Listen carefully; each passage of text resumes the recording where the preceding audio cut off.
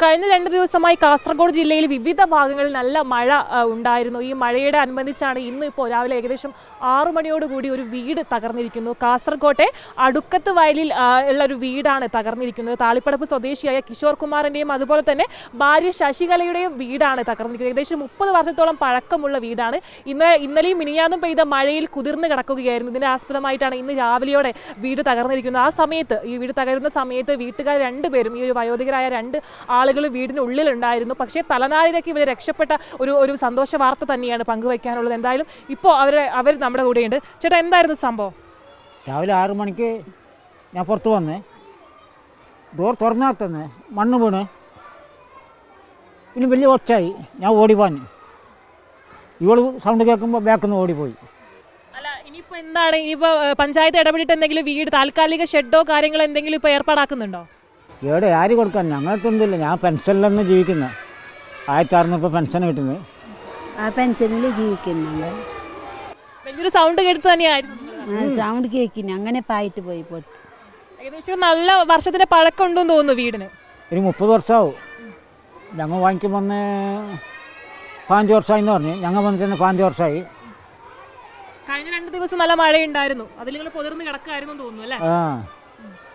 എന്താ പറയാൻ കഴിയില്ല ഞങ്ങളിത്. എന്തായാലും പെൻഷൻ കൊണ്ട് ജീവിക്കുന്ന ഒരു കുടുംബമാണ്. ഏകദേശം 2 പേരായാലും പെൻഷൻ കൊണ്ട് ജീവിക്കുന്ന ആളുകളാണ്. ചേട്ടാ, എന്തായിരുന്നു രാവിലെ? നല്ല മഴയുണ്ടായിരുന്നോ? നല്ല മഴയുണ്ട്. ഇന്നലെ നല്ല മഴയായിരുന്നു. ഏറ്റവും നല്ല കാറ്റായിരുന്നു. ആ കാറ്റിൽ സംഭവിച്ചതാണ് ഇത്.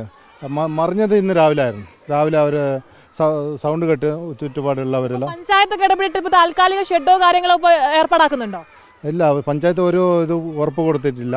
പഞ്ചായത്തിൻ്റെ അധികൃതർ വന്നിട്ടുണ്ട്. കാസർഗോഡ് മുനിസിപ്പാലിറ്റിയാണ്, 5ാം വാർഡാണ്.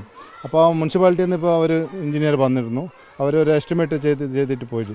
ഇതുവരെ ഒന്നും കൊടുത്തിട്ടില്ല. ഇവർക്കിപ്പോൾ താമസ സൗകര്യം ഉണ്ടാക്കി തരണം.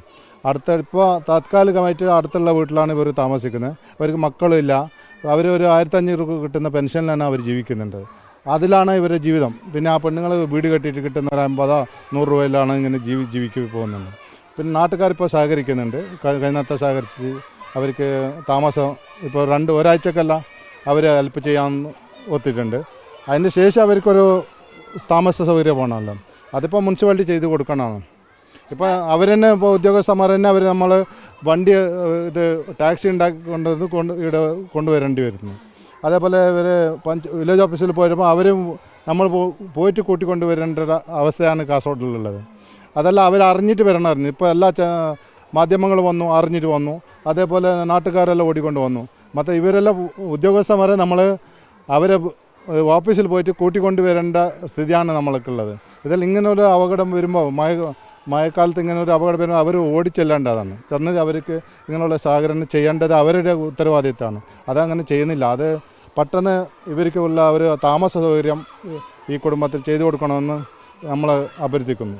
എന്തായാലും ആ ചേട്ടൻ പറഞ്ഞ പോലെ സർക്കാരിൻ്റെ ഭാഗത്തു നിന്ന് വേണ്ട നടപടികൾ സ്വീകരിക്കുന്നില്ല എന്ന് തന്നെയാണ് പറയുന്നത്. നമുക്കറിയാം, ഈ ദൃശ്യങ്ങൾ കാണുന്ന പോലെ ഏകദേശം ചെങ്കല്ല് കൊണ്ട് നിർമ്മിച്ച ചുമരുകളാണ്. ഈ ചുമരുകളെല്ലാം ഇപ്പോൾ, അല്ലെങ്കിൽ ചുമരിൻ്റെ മേൽക്കൂര ഭാഗം എല്ലാം ഇപ്പോൾ തകർന്ന് വീണിരിക്കുന്ന ഒരു അവസ്ഥയാണ്. എല്ലാം ഇപ്പോൾ ഈ ഒരു സാഹചര്യത്തിൽ ഓടടക്കം താഴെ വീണു. അത്തരത്തിൽ വലിയൊരു ആഘാതം തന്നെയാണ് ഇവർക്ക് രാവിലെയോടെ ഉണ്ടായിരിക്കുന്നത്. ഏകദേശം 6 മണിയോട് കൂടിയാണ് ഈ ഒരു അപകടം സംഭവിച്ചിരിക്കുന്നത്. എന്തായാലും ഇപ്പം സർക്കാരിൻ്റെ ഭാഗത്തു നിന്നും വലിയ ഇടപെടൽ നടത്തുന്നില്ല, അല്ലെങ്കിൽ അത്തരത്തിലുള്ള ആരോപണങ്ങളൂടെയാണ് ഈ വീട്ടിലുള്ള ആളുകളടക്കം പറയുന്നതും.